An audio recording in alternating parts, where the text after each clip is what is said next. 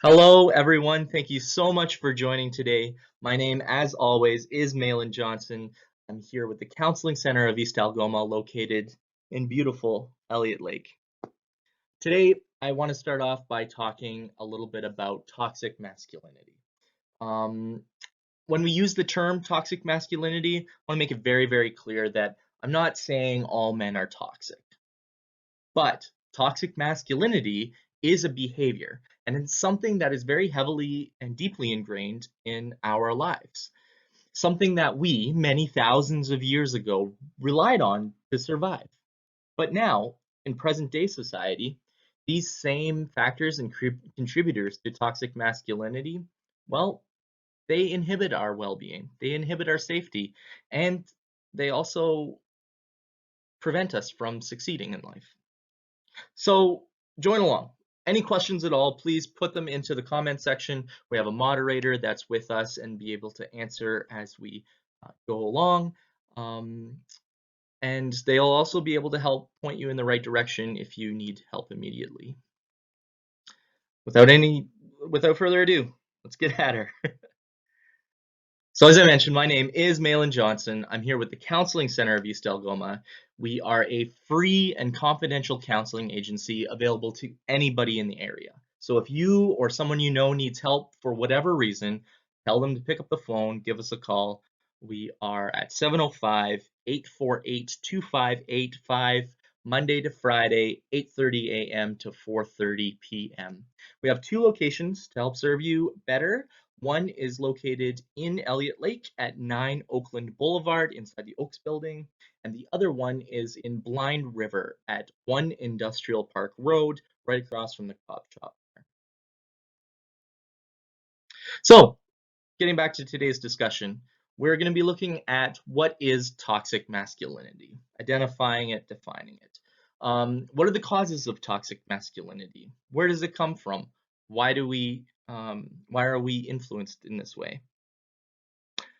Also, why talk about toxic masculinity? Why is it important? And then finally, we'll take a look at a video by actor and director Justin Baldoni. Let's get at her. So what is toxic masculinity? Well, I want to start off by reiterating that toxic masculinity does not mean that being a man is toxic. So what does toxic masculinity or traditional masculinity ideology mean? Well, researchers have defined it as, in part, a set of behaviors and beliefs that include the following. So first is suppressing emotions or masking distress. Second is maintaining an appearance of hardness. And thirdly, violence as an indicator of power. Think something like a tough guy behavior. In other words, toxic masculinity is what can come from teaching boys that they can't express their emotions openly, that they have to be, tough all the time, and that anything other than that makes them feminine or weak. So what causes toxic masculinity? Now, this is a wide subject under a lot of public scrutiny and debate. For example, 2 years ago, Gillette, who I'm sure you're familiar with, did that Super Bowl ad where they played the best a man can get. You can check out that video in our male role models presentation. But most notably were the comment section, with over 1/3 being dislikes. And we can see how big of a riff this particular advertisement made in society. So identifying what causes toxic masculinity and why it's ingrained so heavily within our lives is the first step in shining a light on change. Today, we're going to analyze just 4 parts. There are many, many factors that lead into causing and identifying what toxic masculinity is, but today we'll concentrate on 4. First being television. Television movies have played a dramatized exhibit of what it means to be a man for the last 100 years. From movies portraying male dominance and violence to more realistic pictures like MMA fighting and other sports, adding to the narrative of hyperviolence and suppressing emotion is a male character trait. Video games and music. Music is a big one. We see this in the industry with songs of controlling women and men in order to succeed. Examples of pimping and violence are often given. Video games use portrayals of toxic masculinity in their characters, wherein the only personality trait you see as being a player is one of killing and violence. Video games also push this theme to make their games run with themes that people are comfortable with, and they are so used to within movies and music. As well as childhood, children learn and understand about toxic masculinity from their upbringing. All these things influence television, music, and video games. Um, More so, if they start to identify and see abuse within the home, they may take cues of that and start to normalize that type of behavior as a type of their masculinity. All of these categories covering converge to building a foundation of toxic masculinity within boys and girls. And this could lead to troubling norms that can be foundations to people's lives. So let's take a look at a video that explains a little bit more detail of where toxic masculinity comes from.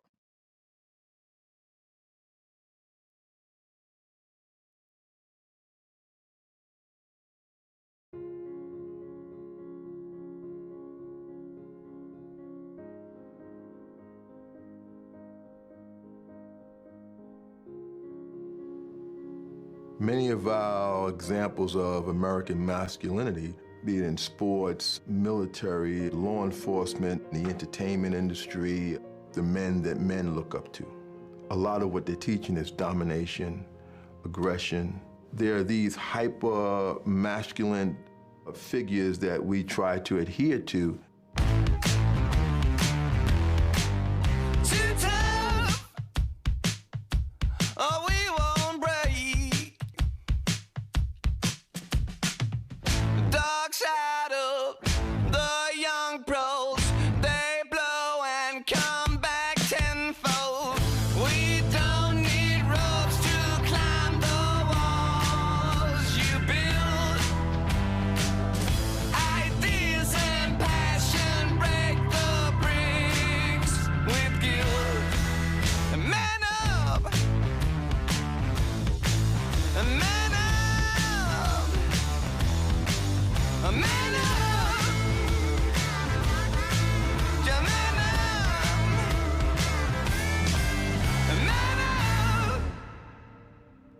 The average boy spends 40 hours a week watching television, sports, movies, 15 hours a week playing video games.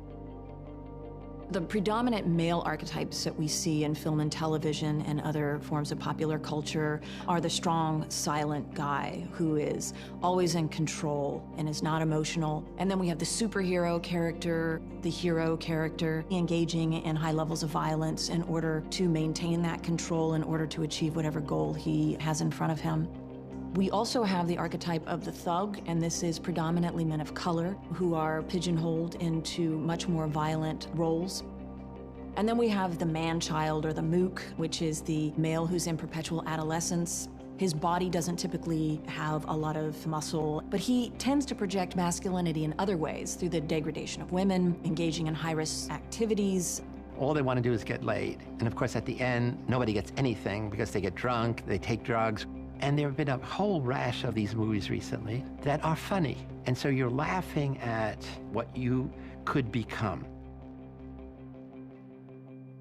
Of course, we know that media images have an effect on people's behavior. If there was no effect, the advertising industry would collapse, because the advertising industry is based on the idea that media images will have an effect on people's behavior. The same kind of hypermasculinity that we see in Hollywood movies on television, they're the same kind of hyperviolence that we see in rap music and hip-hop culture. The stereotype of being violent and dangerous, selling drugs, oversexed. It's all about money, power, and respect. A lot of rappers are imitating what they see as successful masculinity.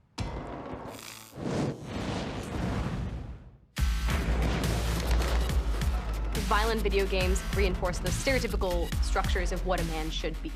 The typical game character tend to be white males with, it gets this specific brunette hair, 5 o'clock shadow. When an emotion sneaks in for a male character, by and large, it is anger. And any sort of grief is very, very underplayed and never actually discussed or processed. Kids end up really looking up to this character, and what they end up idolizing is someone who cannot express themselves emotionally, cannot be honest or open with anyone around them. When you play video games and you see the same kind of setup, it loses its impact on you because you habituate to the sameness. The video game companies know this, and they are giving you endless variety, a new category, a new challenge. You're moving up ranks. They are creating this arousal addiction.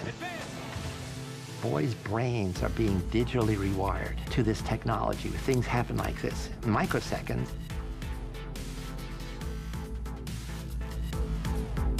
The ones that are most addictive are the most violent, where your job is to destroy the enemy, to dominate. If you don't have social connection and you don't have a lot of friends or you have a crappy home life, you can escape into a game and you don't have to worry because you're saving the galaxy. If your kid sits in front of a screen for 4 hours a day and shoots and kills in a repetitive, violent way, hundreds of people, there's a good chance that kid is going to be impacted by that.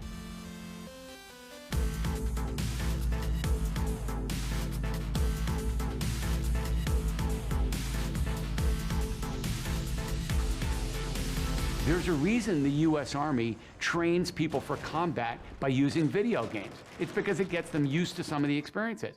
Well, put your 10 or 11 or 12-year-old son in that context, but they're not going into Iraq or Afghanistan.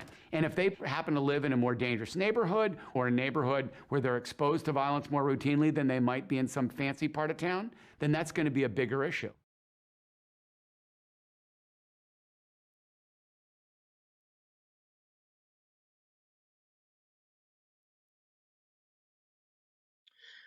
So why is understanding toxic masculinity and also where it came from important? Let's hop in a time machine for a second. Throughout much of the 50s and 60s was an era of industry, wherein society demanded that a man must work, provide for the family, wherein if you were a female, you were to stay at home and be a caregiver to the children. This proved to be providing a very, very taxing relationship to children and as well as a taxing parental relationship. Now, as we see baby boomers prepare to retire from the workforce or that are retiring, they face challenges in finding and sustaining healthy relationships, not only to their partners, but also to their friends. Embracing an alternative understanding of masculinity that doesn't rely on independence and toughness as the only way to be a real man is the only way that we can alleviate social isolation. Being able to safely call out toxic masculinity is an important step in the health and safety for everyone. The idea of to be masculine, I must show no emotion also affects the ways that individuals treat themselves. Especially when an individual becomes elderly, they will choose to ignore health issues, often exhibiting or worsening problems. June is Men's Health Month. And understanding that toxic masculinity is a vital and important obstacle in the health of men can be a great step in improving the health of you and others. The following clip is an interview that Terry Crews did, talking about his experience from his perspective. I will note the following clip does have some explicit language. So it's a different day. And what's happened is the word toxic masculinity has been overused. Now it's been used as, you hear, what happens is as humans, we hear the word so much, we don't even know what it means anymore. You know what I mean? It's like, toxic, yeah, toxic. Yeah, that's how, oh, that's toxic. Somebody step on your toe. That's toxic.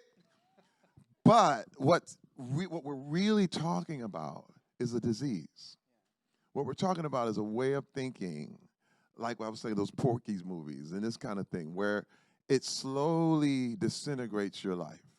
You know what I mean? It's like, I run this and it's my world and this and this and it becomes my way or the highway, and you don't look at anyone else and give anybody else any clout for anything.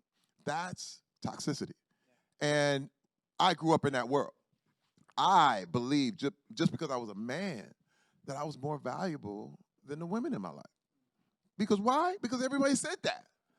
And one of the biggest things that ever happened for me was realizing the equality of people, that women are equal to men. Now, this is the deal. You could go to the Black Lives Matter rally and you have black men saying, hey, bitch, sit down.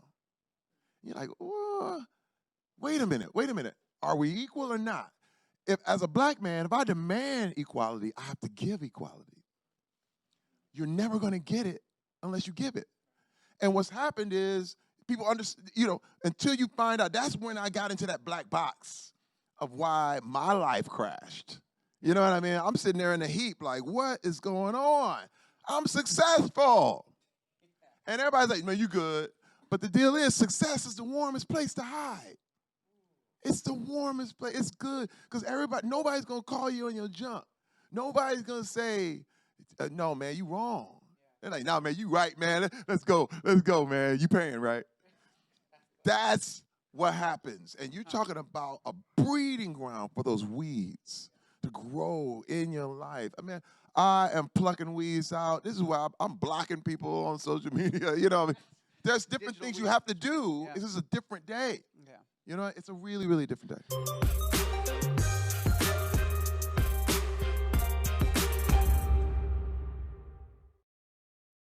So one of the important reasons that we're addressing toxic masculinity today is to identify that we need to keep our women safe. Today in Canada, women and girls are killed at unprecedented rates, with approximately 1 femicide occurring every 2.5 days. Now, the term femicide, for those of you who aren't familiar, is a term to define a woman being killed for no other reason than that she is a woman. This horrific act is biased towards Indigenous women and girls, who are 5 times more likely to experience femicide than any other demographic. To learn more about femicide in Canada, feel free to reach out to the Counseling Centre or check out www.femicideincanada.ca to see their yearly report. Every year, we host a vigil on December 6th to honor the lives of those who were lost by femicide. We also acknowledge the work our community members are doing to help eradicate femicide as well.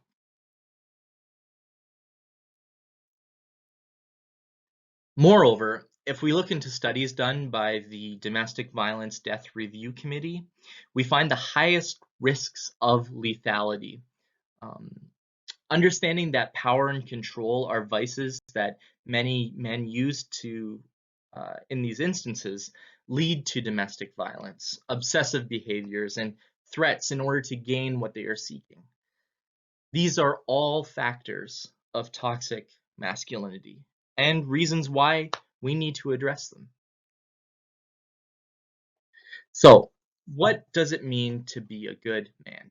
Again, I really want to nail down that toxic masculinity is not your identity.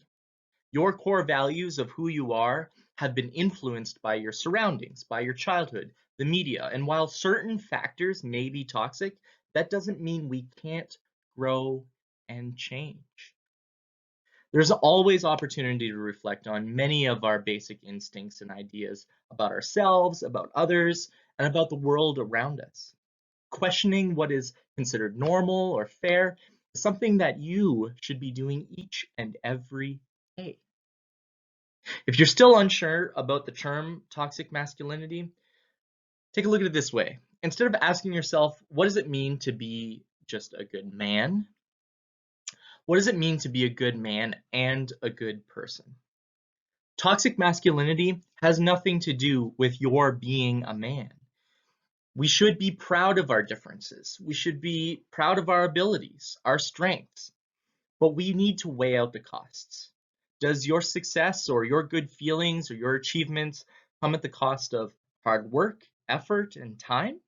Or does it come at the costs of those around you, your friends, your family, your community? Whatever the answer to that question is, you don't have to come to those conclusions on your own. At the Counseling Center of East Algoma, we have professional counselors that are willing to help you seek out those answers, find your truths, and lead to a more healthy and successful life. All of our services are free and confidential, so you never have to worry about jeopardizing your own growth and change. So before I let you go, I have one more video to play. It's about 15 minutes long, so you don't have time now. I'll leave a link to that in the comments section for you to watch later. If you have any questions or would like to learn more about this topic, or frankly, anything that you wish to address in your life, again, feel free to pick up the phone and give us a call, 705-848-2585. We also have more videos on our Facebook page about stress management, emotions, bystanders, many, many more topics. You can also head over to our YouTube channel where I have those posted as well. I do ask you before you run away to fill out the survey. You will find that in the description. This takes a few moments and it helps us keep this content going. I want to say thank you again so much for joining along, and without further ado, actor, entertainer, director, Justin Baldoni. Between the roles I would play as a man, both on screen and off. I've been pretending to be a man that I'm not my entire life. I've been pretending to be strong when I felt weak, confident when I felt insecure, and tough when really I was hurting. I think for the most part, I've just been kind of putting on a show. But I'm tired of performing. And I can tell you right now that it is exhausting trying to be man enough for everyone all the time. Now, right? My brother heard that. Now, for as long as I can remember, I've been told the kind of man that I should grow up to be. As a boy, all I wanted was to be accepted and liked by the other boys. But that acceptance meant I had to acquire this almost disgusted view of the feminine. And since we were told that feminine is the opposite of masculine, I either had to reject embodying any of these qualities or face rejection myself. This is the script that we've been given. Right? Girls are weak and boys are strong. This is what's being subconsciously communicated to hundreds of millions of young boys and girls all over the world, just like it was with me. Well, I came here today to say, as a man, that this is wrong, this is toxic, and it has to end.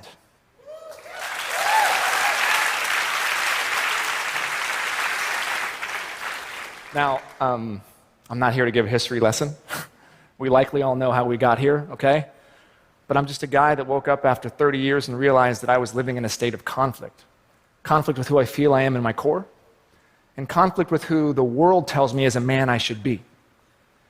But I don't have a desire to fit into the current broken definition of masculinity, because I don't just want to be a good man. I want to be a good human.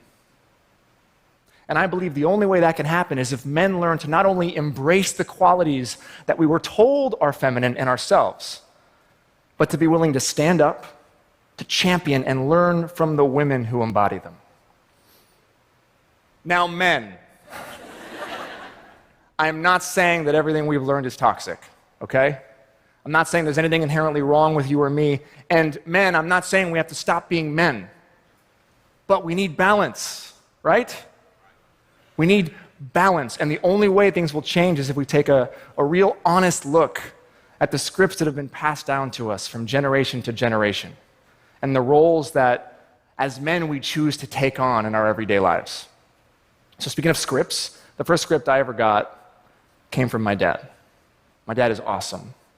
He's loving, he's kind, he's sensitive, he's nurturing, he's here.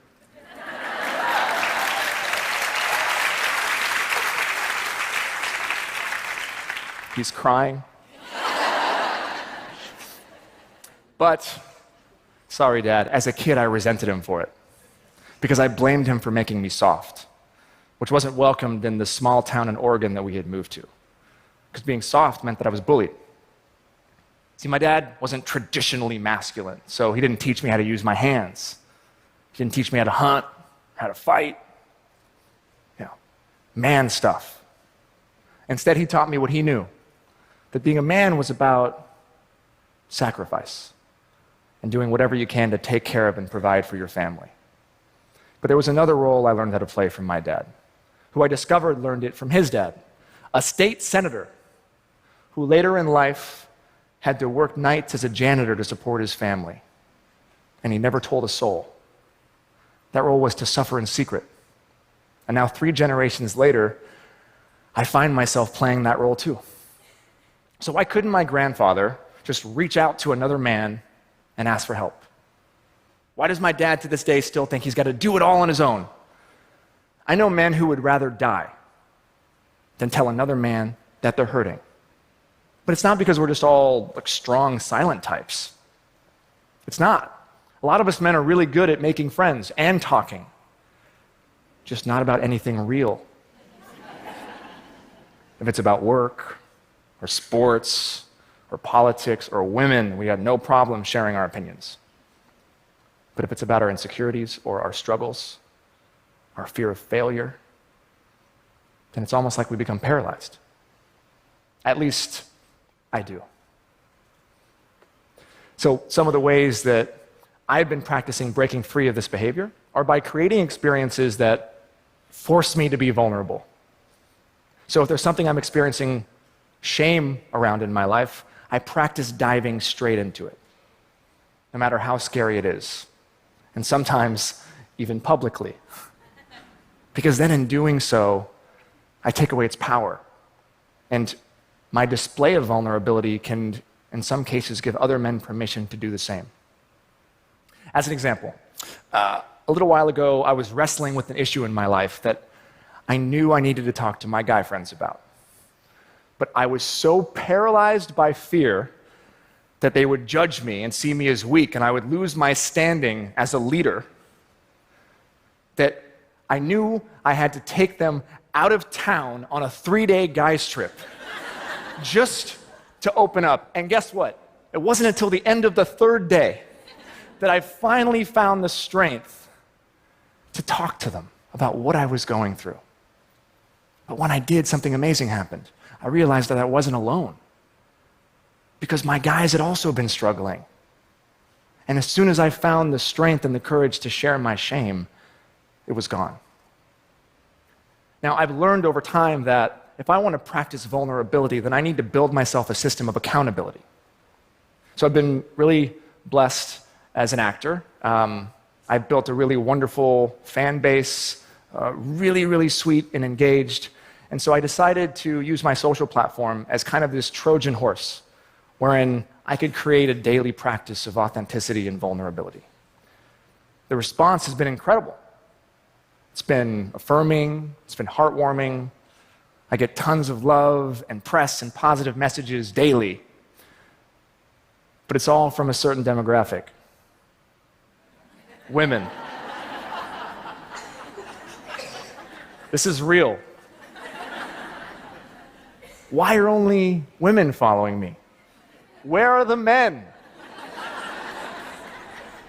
About a year ago, I posted this photo. Now, afterwards, I was scrolling through some of the comments, and I noticed that one of my female fans had tagged her boyfriend in the picture. And her boyfriend responded by saying, "Please stop tagging me in gay shit." Thanks. As if being gay makes you less of a man, right? So I took a deep breath, and I responded. I said very politely that I was just curious, because I'm on an exploration of masculinity, and I wanted to know why my love for my wife qualified as gay shit. And then I said, honestly, I just wanted to learn.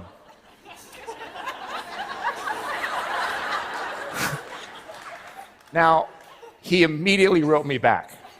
I thought he was going to go off on me, but instead he apologized. He told me how growing up, public displays of affection were looked down on. He told me that he was wrestling and struggling with his ego, and how much he loved his girlfriend and how thankful he was for her patience. And then a few weeks later, he messaged me again. This time he sent me a photo of him on one knee proposing.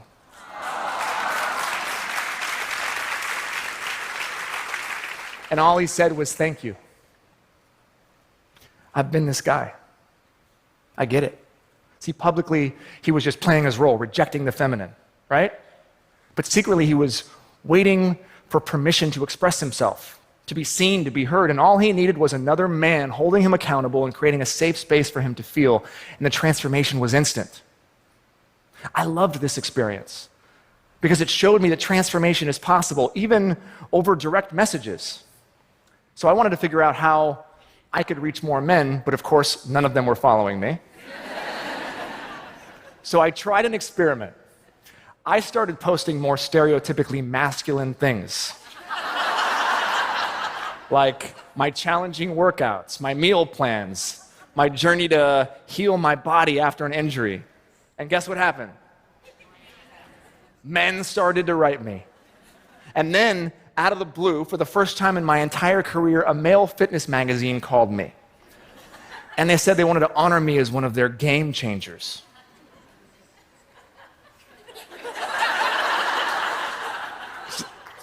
Is that really game changing? Or is it just conforming? And see, that's the problem. It's totally cool for men to follow me when I talk about guy stuff and I conform to gender norms. But if I talk about how much I love my wife or my daughter or my 10-day-old son, how I believe that marriage is challenging but beautiful, or how as a man I struggle with body dysmorphia, or if I promote gender equality, then only the women show up. Where are the men? So men.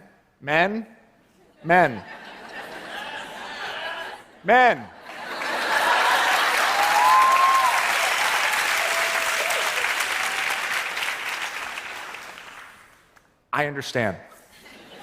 Growing up, we tend to challenge each other. We got to be the toughest, the strongest, the bravest men that we can be.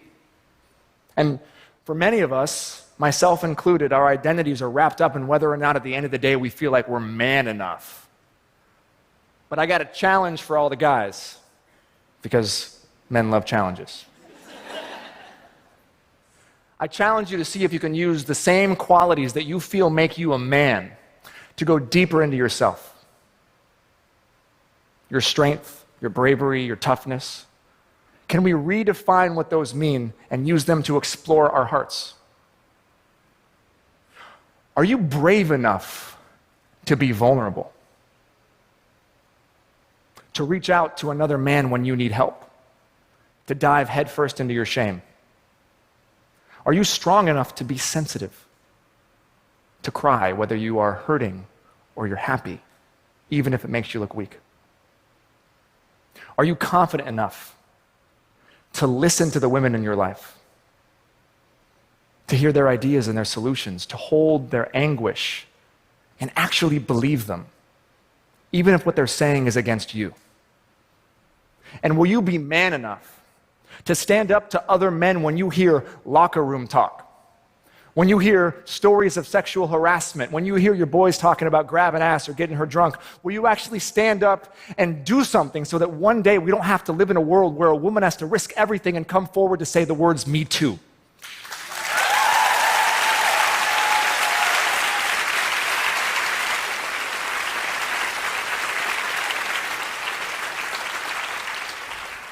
This is serious stuff. I've had to take a real honest look at the ways that I've unconsciously been hurting the women in my life. And it's ugly. My wife told me that I had been acting in a certain way that hurt her and not correcting it. Basically, sometimes when she would go to speak, at home or in public, I would just cut her off mid-sentence and finish her thought for her. It's awful. The worst part was that I was completely unaware when I was doing it. It was unconscious. So here I am doing my part, trying to be a feminist, amplifying the voices of women around the world, and yet at home, I am using my louder voice to silence the woman I love the most. So I had to ask myself a tough question. Am I man enough to just shut the hell up and listen?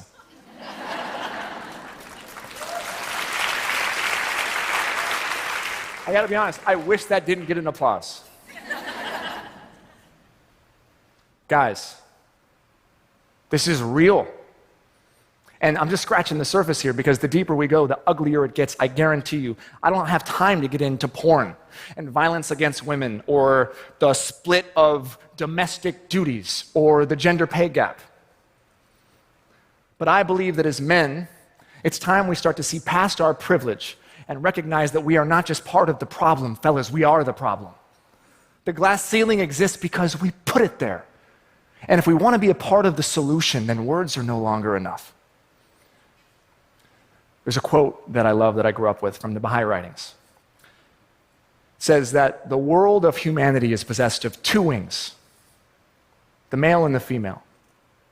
So long as these two wings are not equivalent in strength, the bird will not fly. So women, on behalf of men all over the world who feel similar to me, please forgive us for all the ways that we have not relied on your strength. And now I would like to ask you to formally help us, because we cannot do this alone. We are men. We're going to mess up.